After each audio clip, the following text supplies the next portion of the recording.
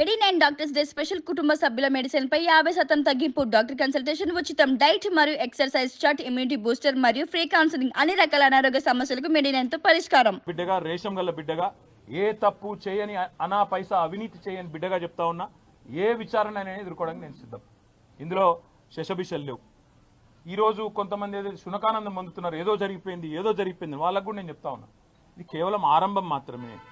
ఒక మీ పిటిషన్ను మీ విచారణను కొనసాగించుకోమని చెప్పింది హైకోర్టు తప్ప హైకోర్టు ఏమి నాకు శిక్ష వేయలేదు, నేనేం నేరం చేసినా అని చెప్పలేదు, లేదా నేనేదో తప్పు చేసినట్టు అంతకంటే చెప్పలేదు, కనీసం స్కామ్ అన్న మాటను కూడా వాడలేదు. కాబట్టి నేను పాత్రికేయ మిత్రులను కూడా కోరుతా ఉన్నా, ఇదిగో పులి అంటే అదిగో తోక, దయచేసి ఆగం కాకండి. ముఖ్యమంత్రి నోట్లకెళ్ళి వచ్చేటి అన్నీ వేదవాక్కులు కావు.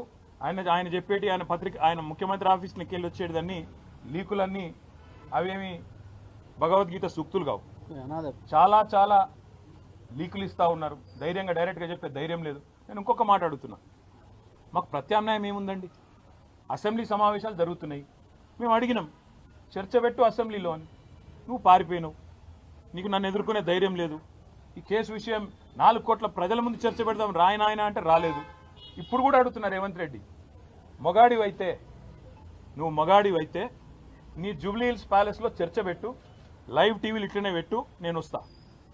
ఇవ్వలేదో ప్రజలు చూడండి, నో ప్రాబ్లం.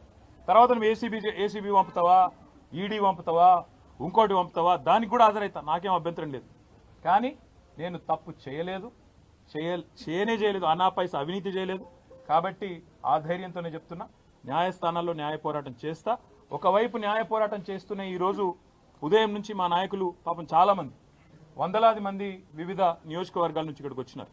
వారందరికీ ముందుగా నా ధన్యవాదాలు.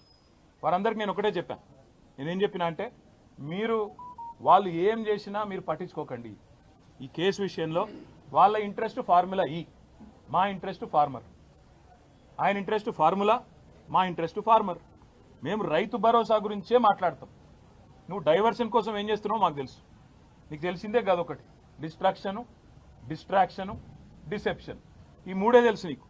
డిస్ట్రాక్షను, డిసెప్షన్, విధ్వంసము, అటెన్షన్ డైవర్షను, మోసం. ఇది కాంగ్రెస్ నైజం. అందుకే నేను అనేది, ఇవాళ రైతులు 70 లక్షల మంది రైతులు ఎదురు చూస్తూ ఉన్నారు. మాకు ఎప్పుడు వస్తుంది రైతు భరోసా? కేసీఆర్ సార్ 12 సార్లు ఇచ్చిండు, చిట్టినాయుడు గారు ఒక్కసారి కూడా ఇవ్వలేదు, ఈసారన్నా ఇస్తాడా, మాట నిలుపుకుంటాడా సంవత్సరం తర్వాతనన్నా అని తెలంగాణ రైతులు ఇవాళ కళ్ళు కాయలు కాసేటట్టు చూస్తున్నారు. వాళ్లకు న్యాయం చేయడానికి కొట్లాడమని చెప్పి మా నాయకులందరికీ చెప్పిన.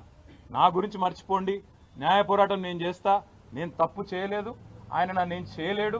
ఆయన ఎన్ని రకాలుగా కక్ష సాధింపు ప్రయత్నం చేసినా ఏమీ సాధించలేడు, శోధించలేడు. మీరు దయచేసి రైతుల సబ్జెక్టు మాత్రమే మాట్లాడండి అని ఉదయం నుంచి నన్ను కలిసిన ప్రతి నాయకుడికి నేను చెప్తా వచ్చింది.